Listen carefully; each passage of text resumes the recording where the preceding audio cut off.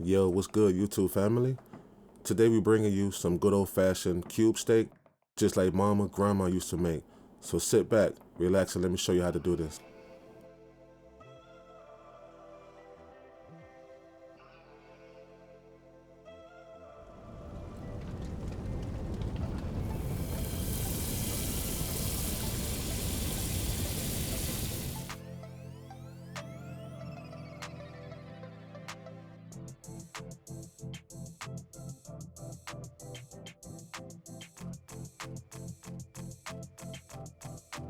Alright, first thing first, we're gonna go ahead and start with our cube steak and our seasoning blend. The blend we're using consists of onion powder, garlic powder, black pepper, seasoning salt, a little bit of accent, which is optional, some Italian seasoning, and some paprika. The first thing you want to do is wash and clean your cube steak and try to pat it dry as much as you can before you get to this part. Alright, so go ahead and season your cube steak and make sure you season it well, but don't use a lot of salt when you make your seasoning blend. Because remember, you still have to make the flour breading and you still want to make gravy. And using the same blend that you're using for the cube steak, for the flour, and for the gravy. So you want to make sure the flavor is good and not too salty. So season on both sides, massage it in, and then set it aside for maybe an hour or two before you cook it. Alright, the next thing you're going to do is make your flour breading. So grab yourself a bowl, grab yourself your dry ingredients, and go ahead and mix it into this bowl. First thing I did, I added some all-purpose flour, and I used potato starch. I didn't have any cornstarch available, so I used potato, but surprisingly, it still tasted great. It still had that nice crunch. So I recommend either one. Use whatever you have in your kitchen. You don't have to go and buy something that you don't have, and you have something else that you could use, so use that instead. Go ahead and use the same seasoning blend that we used on the cube steak. Then you're gonna go ahead and mix it up really good. And once you mix it, taste it. You have to taste it for flavor, taste it for salt. If everything is good, go ahead and add your cube steak. Alright, we're looking for a thin layer of flour breading on the cube steak. If you like it thicker, you can do so. But for me, I'm going with a thin layer. I like it this way. I like the texture better. And this is how I'm used to getting it growing up. But do as you please with this recipe. Also, make sure when you do this, make sure you don't overcrowd the bowl, because you want the meat properly coated and you don't want to have it where you have multiple pieces in here that is not properly coated. So make sure you do it in batches. I'm doing 2 batches because I'm doing 4 pieces of meat, but if you're doing multiple pieces, then do multiple batches. Please do not overcrowd your bowl because it's not going to come out right. Alright, so once you get everything properly coated, shake off the excess flour and set the cube steak aside on a wire rack or a baking sheet, whatever you have available. Once you do that, take a look at the cube steak and make sure that it's properly coated, and if it is, move on to the frying process.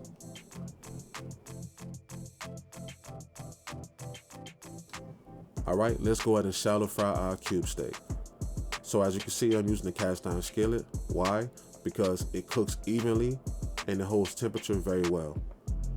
Also, I'm using avocado oil because I'm not really trying to use canola oil, vegetable oil, or all those different type of oils anymore. I'm using more natural things, so avocado oil, olive oil, or even beef tallow or ghee will work. Get your temperature set to maybe 325 degrees Fahrenheit, because you don't want these to burn. You just want to give it a nice golden brown color and a nice crispy texture.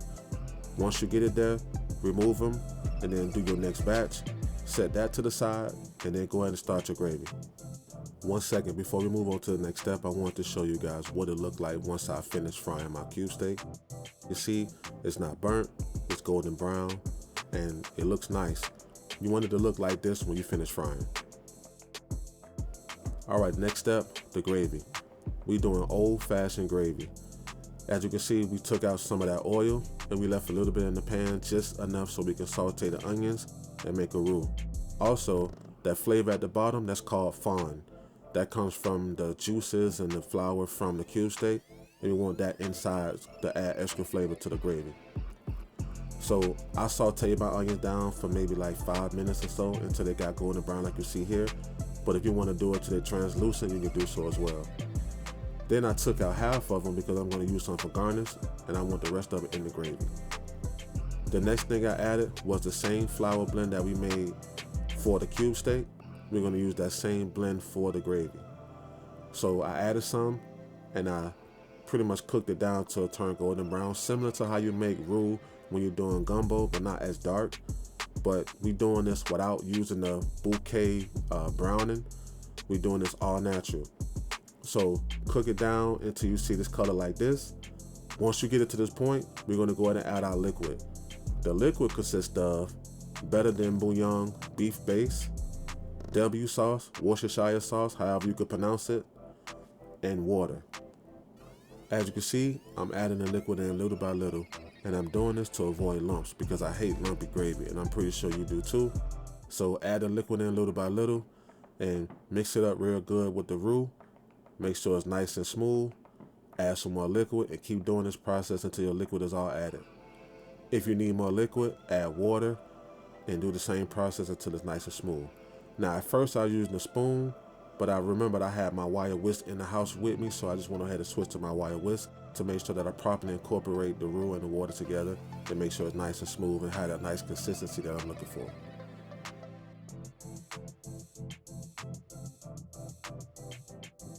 Alright, once you get the gravy to look like this or your desired consistency, go ahead and add your cube steak in. You want to let these simmer until the temperature of the cube steak reaches 125 degrees Fahrenheit or fork tender. Either one will work, just make sure it's fully cooked and make sure it's tender because cube steak sometimes could be tough and I don't like that either. So I let mine cook until it was fork tender. And as you can see, the gravy look amazing.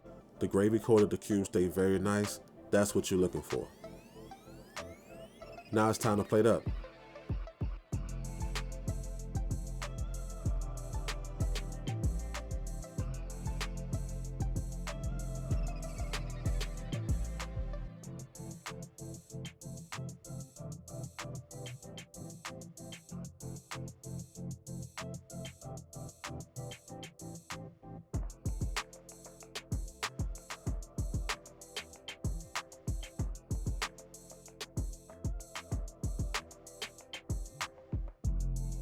Alright family, as always, I appreciate you guys for watching. Thank you so much for your love and support. If you're new here, please subscribe, like, comment, and share this video. Already been here holding on. Please like, share, and comment on this video and let me know what you think about it. And also let me know in the comments how your family made this growing up.